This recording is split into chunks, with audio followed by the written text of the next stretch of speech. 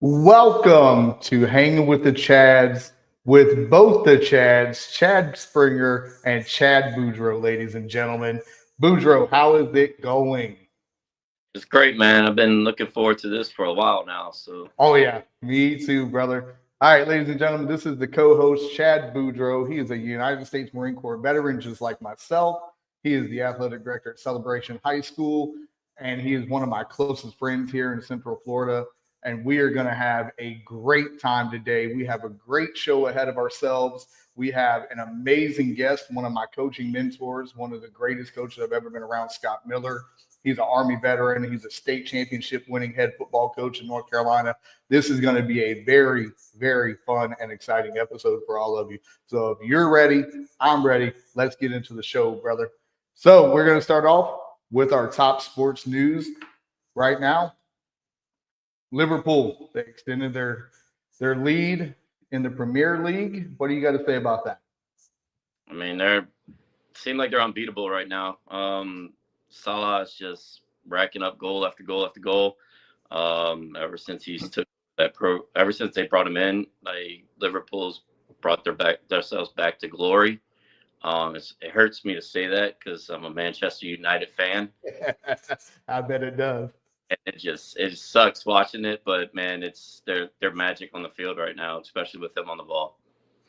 Yeah, and Salah, he set a record right now. He's tied for fifth all time in Premier League goals with 184 goals. Now, you're the soccer expert. Tell me, 184 goals, that's a lot, but in the Premier League, that's a lot more. So what, from your point of view, how big is that record? Like for Oh, Salah to be in top five, that puts him in a different category. Oh, it's absolutely huge. I mean, he hasn't been in the league for an extraordinarily long period of time.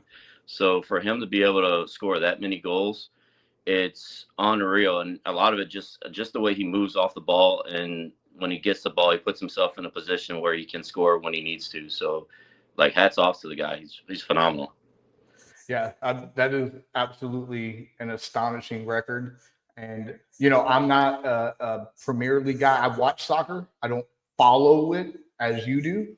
Uh, Most of the things I know is just the local stuff, Orlando City, Charlotte Football Club, and all that. But as I said previously, I want to get into the European soccer because that passion. It's all about the passion for me, and they are very passionate fans. And so hopefully one day I'll get an opportunity to see, a European soccer match, a Premier League match, or something like that.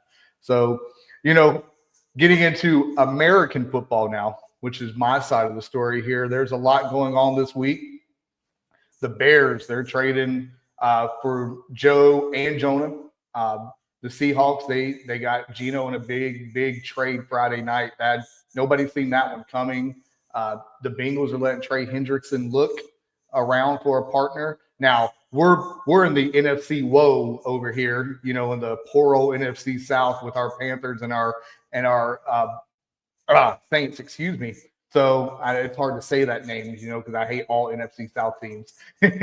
But the Bears they're trying to build around Caleb Williams. It looks like they're trying to give him some protection, a hell of a lot more than what the Bengals are doing for Joe Burrow. Any thoughts on that?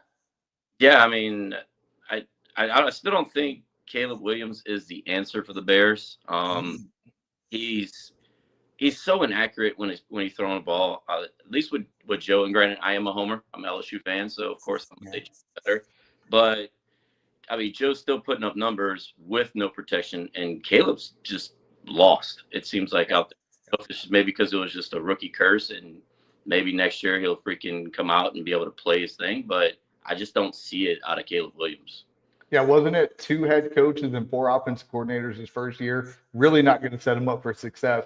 And let me bounce and piggyback off that Joe Burrow. Hey, LSU, the 2019 team, the greatest college football team to ever step on the field. It was so good that I fell asleep during the national championship when they was killing Trevor Lawrence and the Clemson Tigers, by the way. Like, it was crazy that year. And I mean, Joe Burrow leading the pack, Joe Cool. You had Justin Jefferson, Jamar Chase, Thaddeus Moss, and you had Clyde Edwards Hilaire, at running back. that's the greatest college team ever, in my opinion. I don't care hands down what anybody says. And I think bouncing over to Geno real quick, that Geno trade to Vegas that has some draft implications, I believe. I mean, because Shador was talked about going to the Raiders. Yeah, that could happen. I mean, just because the fact that Geno, I don't know if Geno's going to be the answer for Vegas either, but they are getting a quarterback that can move now, so that a lot, especially with the way the league's going now. You get a moving quarterback, a lot of things can happen going forward. But they're going to need a lot of help, and they may just do it just to get the big splash of having Shador there. Look, they re-signed Max to that huge deal. Now they're talking about drafting Gentry at running back. I mean, this NFL draft is going to shape up to be pretty good because even the Titans said they're not against trading that number 1 overall pick. And speaking of trades, the Bengals, man, they're letting Hendrickson look. I mean, obviously they want to cash in and get some draft capital because I heard from another podcast on ESPN Radio, the group was talking about instead of paying Hendrickson the money, draft the defensive ends in this draft because it's so deep. So it's going to be really interesting looking into next month when the draft happens over in Green Bay. And, I'm excited to see what Carolina gets. I hope we draft Jalen Walker from Georgia only because he is from Salisbury, North Carolina, where I'm from. He played high school football at Salisbury High School. He won a state championship there. And this seems to be the state championship podcast today because, look, I'm really excited for our guests. I'm really, really excited for our guests today. And, some NBA news, Luka, he recorded a 30-20-20 triple-double. That is not Luka, Joker. My bad. I was trying to talk about Luka at the same time. Joker had a 30-20-20. Never been done in NBA history. I think he's just playing around with everybody. He could probably do better than that. Speaking of Luka, they're 7-3. They lost last night. LeBron went down with an injury. But ever since they got Luka, man, they have been on fire. They have been on fire. Not as much as the Cavs, 13 in a row. But the Lakers are now number 2 in the West. Any thoughts on the NBA logic over here? Yeah, I think the Lakers right now, if LeBron comes back and he could play like he's been playing since they got Luka, I mean, last night I was watching SportsCenter this morning, and I agree with him. I think last night could be the preview of the NBA Finals. I really Boston and LA because Boston's playing lights out too. So it's going to be interesting to see how LeBron comes back because groin injury, it's nothing to play with. When he first went down, I was like, of course LeBron goes down again. But I mean, groin injuries, they're groin injuries. I mean, yeah, Luka played with a hurt back. So is he going to be able to be healthy towards the end of the season? Is he going to play through that? But with LeBron's groin, you don't know if it's going to be a couple days, if it's a couple weeks. So if we're talking 3-4 weeks, how's he going to come back from that? So, yeah, it's going to be interesting to see how. I think from a rating standpoint, that's going to be outstanding. Lakers Celtics finals. I mean, let's just call a spade on that one. The ratings are going to be a lot better than the last few NBA finals. And just one more thing here. The Yankees, man, what's going on with these injuries right now? Cole is going to go into elbow testing. It's Stanton. He has severe injuries to his elbows. I mean, ever since they gave the no shave policy, everybody's getting hurt now. Baseball's going to start heating up soon, but luckily they signed Max Fried, and luckily you still have Aaron Judge in that lineup. So any thoughts on baseball and the Yankees right now? Steinbrenner's definitely haunting them right now because of their literally what's happened. I was in the same boat when I kept seeing these injuries all up for the Yankees. I was like, what? And I'm like, yeah, Steinbrenner's like, you're going to go away with something I did? Yeah, we're going to come back. Hey, that's a military thing, by the way. And we had to shout him out because he took it from the military. Yeah. And before we hop into our guests, we got one more final thing. WWE news. There's only one thing we need to talk about right now. And it's what happened last Saturday night at Elimination Chamber. The biggest heel turn in the business, bigger than Bash at the Beach. John Cena aligns with The Rock, turns heel. What do you think, Boudreaux? It's great for business. Since WWE, it's been a lot. It's been fun again, like it was when I was a kid. I got my daughter involved in it now. She loves watching Mhm. me. Hey, the Juice Cup really, really did a good number on me on that picture. It was perfect. Yeah, she's doing she pulls out her stuffed animals and starts wrestling with them. But yeah, like it's good time since Triple H took over, and then this heel turn came out of the blue. I was not expecting that whatsoever, but it's intriguing now to see where they go with the rest of the storyline. Yeah, I think WrestleMania is going to be good. I kind of still hope that Cody kind of retains at WrestleMania, and then we get John Cena because everybody knows SummerSlam is John Cena's pay per view. He's not the WrestleMania guy; he's a SummerSlam guy. So hopefully they hold off until SummerSlam, but we'll see. We'll see. But the road to WrestleMania 41 is going to be looking pretty good with Papa H in charge. I'm telling you right now. So let's take a quick break, real quick. We're going to get ready for our guest to come on in. So, ladies and gentlemen, we're going to take a quick break, and we'll be right back with you.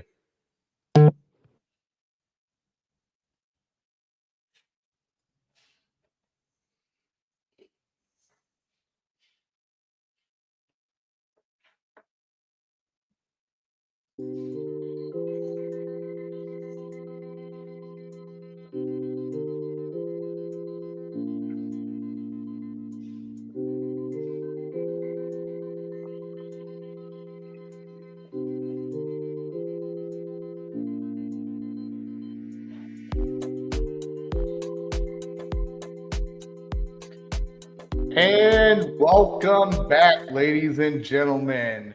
Our very, very special guest is none other than the great state championship winning head coach, Army veteran, and now he runs the 500 Club. Ladies and gentlemen, Mr. Scott Millers. Coach, how are we doing today? Hey, what's going on, Coach? Good to see you Hey, again, buddy. Since the yeah. last time you saw me, my eyes are getting old and dying. I had to put on glasses. I tried to look at y'all earlier, and it was all a blur, so I had to put the readers on. It comes with old age. It comes with old age, I guess. That's right. How you doing, Coach? Doing good, doing good. This is our guest, Scott Miller. Coach Boudreaux over here, he went away for 1 second, but he's a Marine too, so you're surrounded by jarheads, so you know you're going to really love that one. Ladies and gentlemen, Scott Miller, he's former head coach of South Iredell High School. He's an Army veteran. He's a former law enforcement officer. He's basically done it all in this business, and he is outstanding.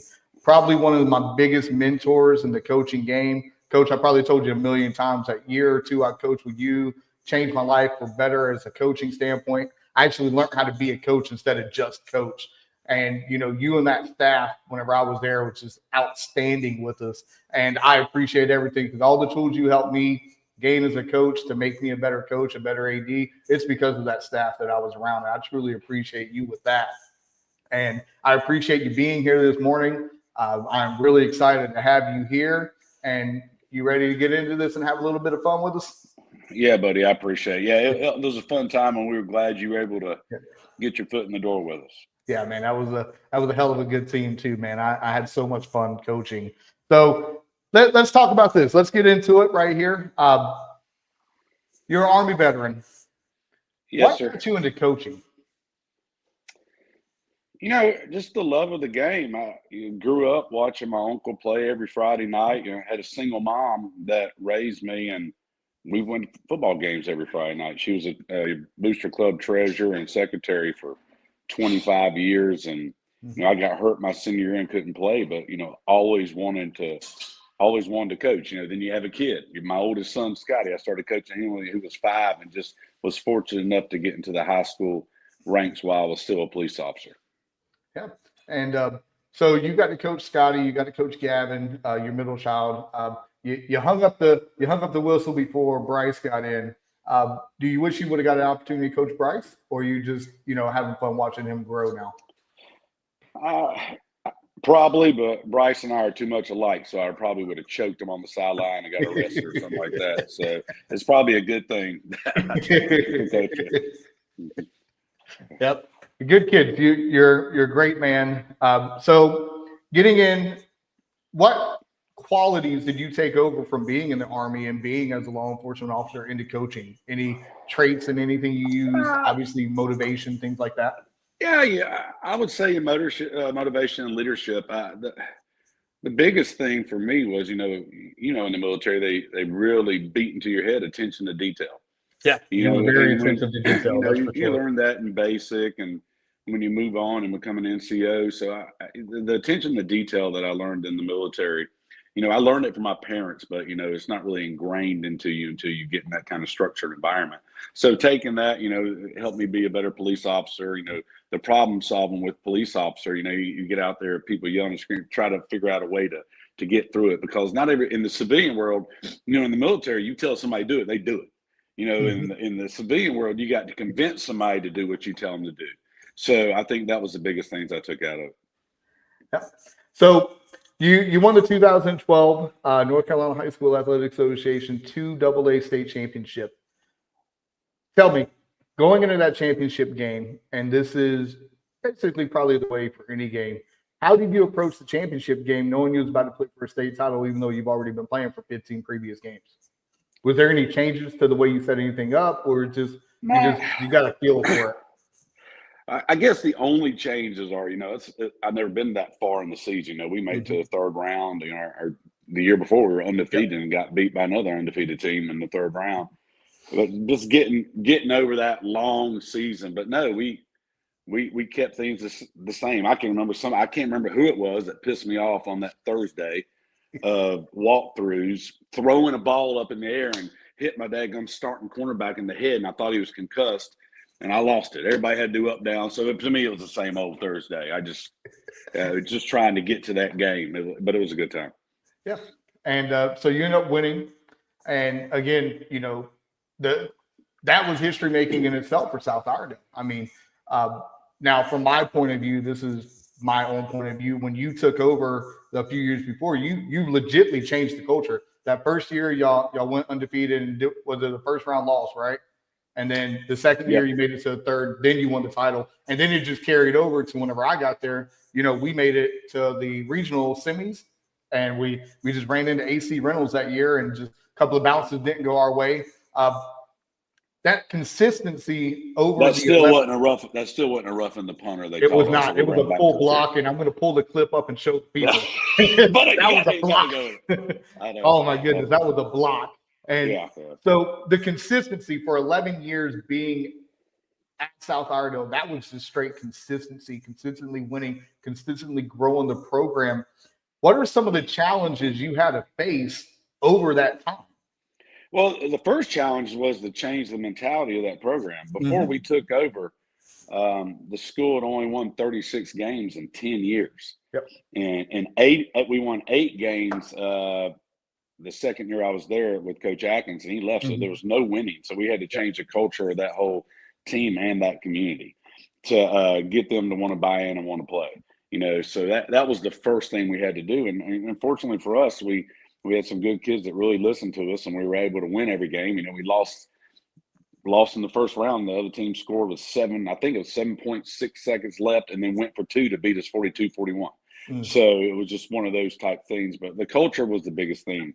They were just used to losing, and we were able to change that and get things going right.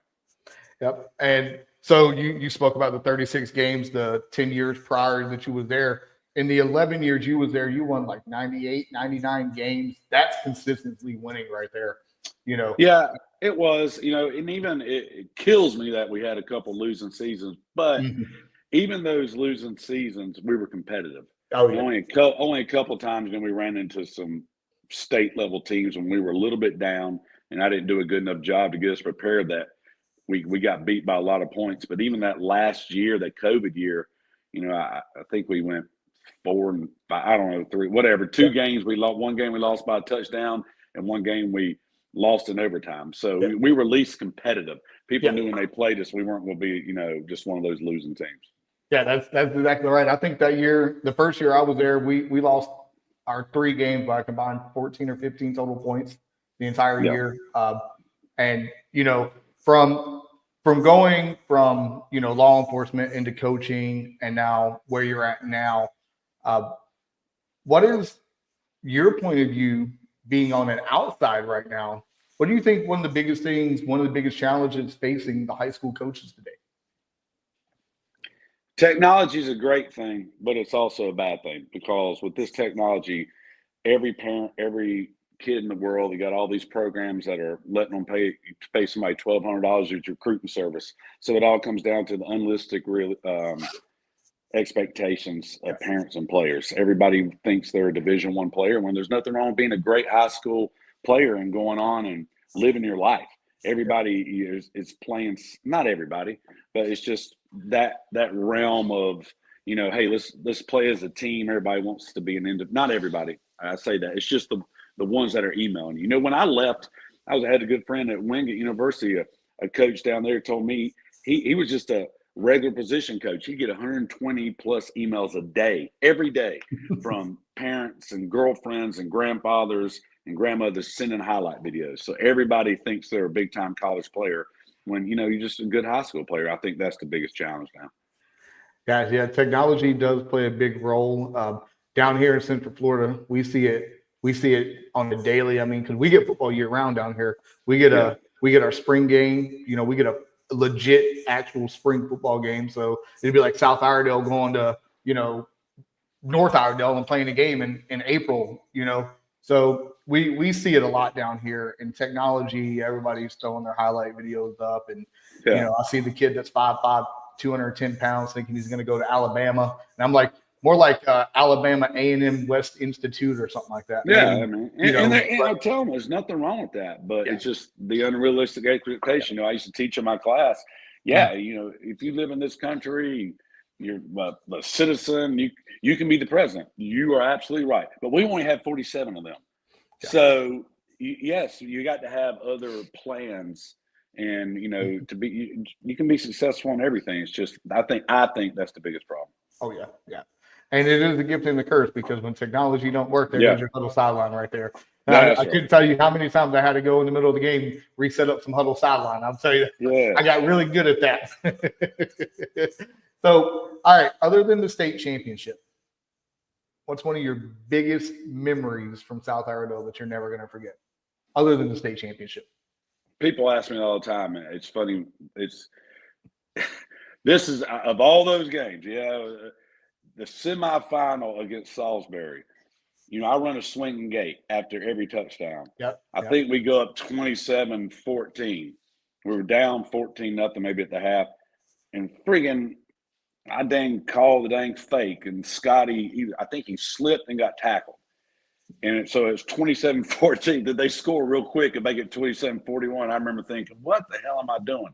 I always – that's just the way I coached. We were, full speed all the time. And I remember thinking during the game, did I just screw this up for this town and this community and this football team? But believe it or not, out of all those games, that's the one thing other than the state championship that I think about.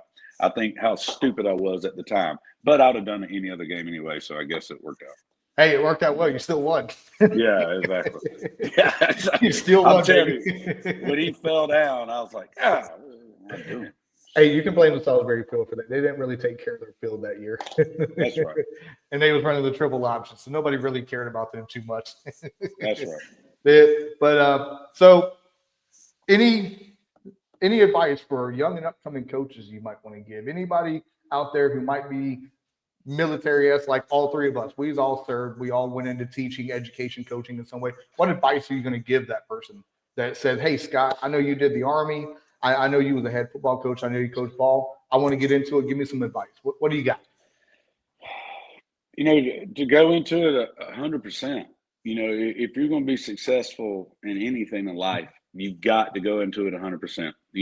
When you're, I still joke about it. I get up at 3:59 or 4:59 because I want to get up before the top of that hour just to be better than everybody else. So if you want to be, get into coaching, you can't cut corners. Mm-hmm. You got to do everything with a full passion because, you got people's jobs on the line and you got you're taking care of other people's kids. So you need to do everything you can to put them in the right position to be successful. Same thing you'd want somebody to do else with your kids. And I see too many coaches, not just coaches, but people in life. Not everybody's going to be the CEO. We're still going to need people working, flipping burgers and delivering pizza.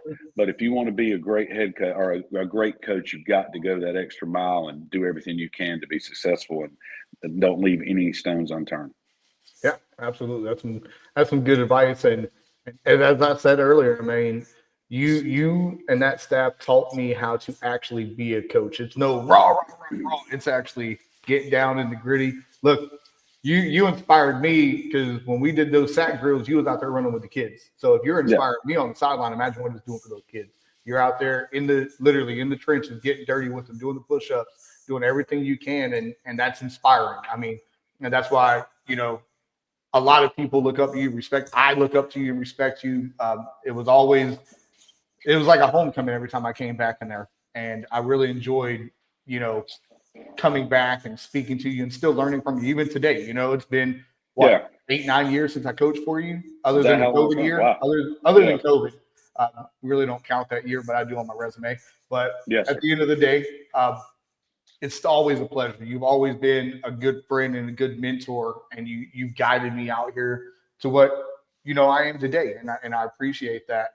Going into now, what's Scott Miller up to now in 2025? I got it made after I retired and all. I live on the first hole at the 500 Club here in Statesville, North Carolina, Troutman area. I walk to work if I want to, or ride my golf cart. I'm the operations manager here. I got a great general manager with Jana that I help her run the club. She's the big boss, and I just, I tell her all the time I'm a good assistant. But we have I just trying to get through life. But I am a referee too. I believe when I was in high school, I was the only head football coach that was a certified official too. I got into it because I wanted to, the military, I want to know what the enemy's doing. So I used to go to all their meetings and study, and I took the test. I get certified, but I got to like those guys and learned a lot. So while I was in high school, I'd call games on Saturday. And then when I got out, finally retired, I took a year off, called a year, Friday nights, Thursday nights. Had to take last year off. We, brand new club. I had to we hired some golf professionals to help run the golf. And so this year I get to get back into it again. So it's kind of a crazy circle, jumping out of airplanes. I'm a police officer, then a head football coach or coach of football, and then now getting to hang out on the golf course and shake hands all day. Yeah. Hey, look, man, somebody made it out. That's all. That's right. Somebody made it out. Right. It's funny, you're speaking about the coaching. I'll never forget the text that I got in the group chat when me and Gavin coached Bryce's little flag football team. And he was like, these jokers are out there thinking they're Texas Tech, just throwing the ball all the time in a flag football game. We didn't know any better. We just wanted to throw and get some points. These guys. Yeah. We learned from that, though. We got really good after that piece of advice. Yeah. So let's have a little bit of fun today, shall we? Scott is a big wrestling fan, if y'all are not aware of this. Yeah. I like it. We're going to play a game called Start, Bench, or Cut. I'm going to give you 3 names. You too, Boudreaux. You have to tell me which wrestler you're going to keep, which one you're going to keep on the sideline, or which wrestler you're getting rid of. And we're going to start off with the toughest one, I think, right here. Stone Cold Steve Austin, The Rock, or Undertaker. You got to start one, bench one, or cut one. Which one are you doing, Scott? Oh, I'm starting Stone Cold all day long. Stone Cold, crowd loves him. He whips some ass. It don't matter. Stone Cold, you can't go wrong with that. Anybody that drives a beer truck into the arena and sprays everybody with it, I got to pull for. That's facts. Yeah. All right, so who you mentioned? I hate to do it, but I'd have to bench the Undertaker. I grew up watching him, but he's older than me now. Nothing against the old people, I get it, but I had to go with The Rock. I like The Rock. All right, so you're going to bench The Rock and cut Taker. That's what right. About you, Boudreaux? So I'm gonna go a little different. Obviously, I'm starting Stone Cold. He ran the franchise for a long time. He brought it back to where it was after the Hogan year. At all, and then Stone Cold comes in through the Attitude Era and kept the organization back to where it was supposed to be. Then I'm going to bench Taker. Taker's still involved with everything that goes on there, and The Rock just got back in after he took his little hiatus. Mm-hmm. I have to go with Taker just because I think he's done a lot, especially for the younger generation that's coming up. He's doing a lot of training with them. He's got his own little podcast also, and all he does is wrestling. And then I'm going to cut The Rock.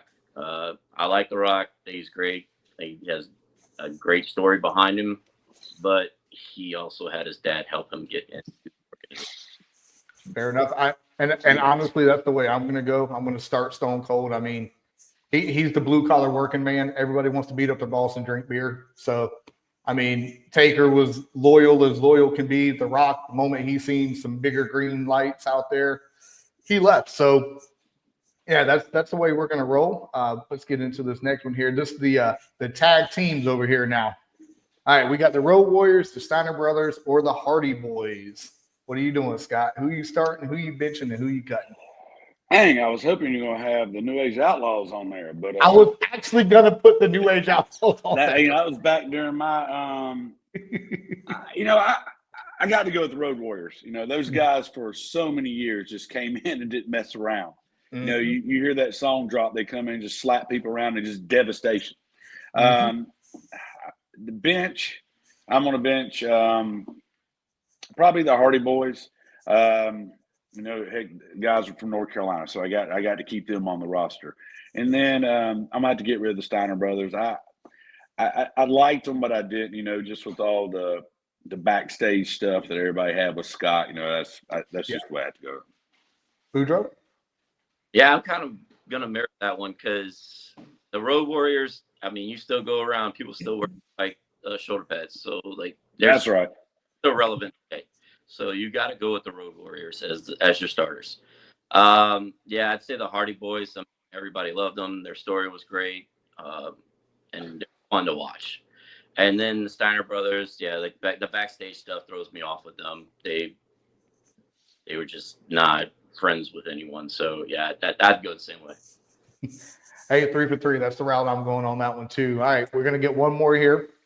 This is gonna go 2025 edition. Here we go. We got the tribal chief himself, Roman Reigns, Seth Rollins, Cody Rhodes. What are you doing, Scott? I'm gonna start Cody Rhodes just because his dad. I grew up going to the Greenville Memorial Auditorium in South Carolina with my dad when the NWA was there. So anytime the American Dream, Ric Flair, the Four Horsemen back in those days, so I watched his dad. I don't like Roman Reigns, never have, don't know why. I know I just don't like him, and I like Seth Rollins. To me, he's like the playboy. Seth comes out there, he's just little attitude to him. So Seth Rollins to me could have been in the attitude era back in the day. So that's the way I'm going. I'm going American Nightmare to begin with. Cody Rhodes, got to start him. He's finally getting his due that family deserved for all these years. Then I'm gonna have to go with Roman Reigns. He was the champ for a long time, so you got where Seth Rollins. Yeah, I think he's fun to watch, but I would cut him just because. I mean, if he's not there, it's not like you're missing anything big. Where with Roman Reigns, I think you miss a big part of this whole Cody Rhodes story now. So yeah, I'd go Cody Rhodes, Roman, and then Seth. Yep. And that's my problem. I vote with my heart and don't think about the money. So if I talk about the money, yeah. So I think I'm gonna go Cody. I'm gonna start Cody. I'm gonna bench Roman because I might need a good guy off the bench, for a match. And then unfortunately I got to cut Seth.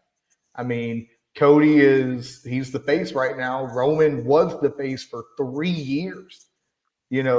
Speaking of heel turns, I mean, the John Cena heel turn was great. The Roman Reigns heel turn was out of nowhere.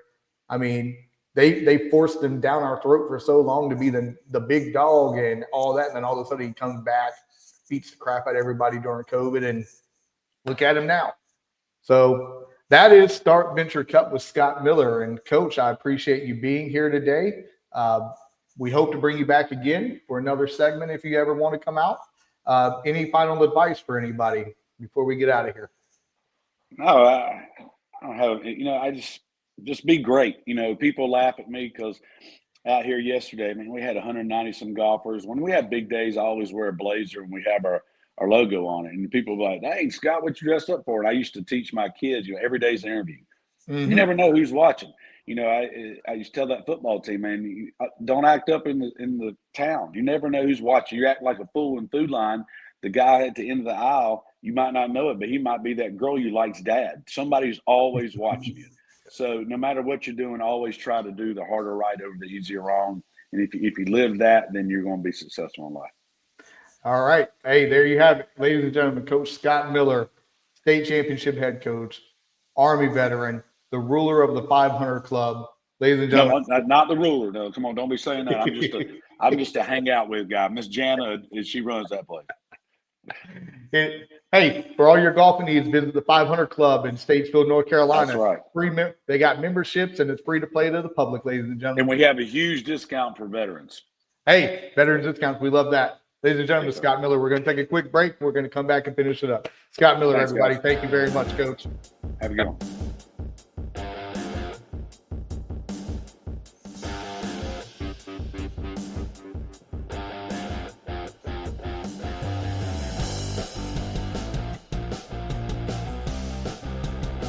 And we're back. Boudreaux. What's up? How was the first episode with you, big dog? Oh man, this is fun. I love it. Yeah, it's an exciting time to be hanging with the Chads. Ladies and gentlemen, make sure you follow us on all of our social media platforms on X, Facebook, Instagram, YouTube. We put our podcast up on Spotify. We appreciate all the support. Boudreaux, any last words before we get out? Yeah, man, just what Scott said. Just be great. Just be great. Always be great. Hey, we can't end it any better than that, ladies and gentlemen. We appreciate the love. We appreciate the support.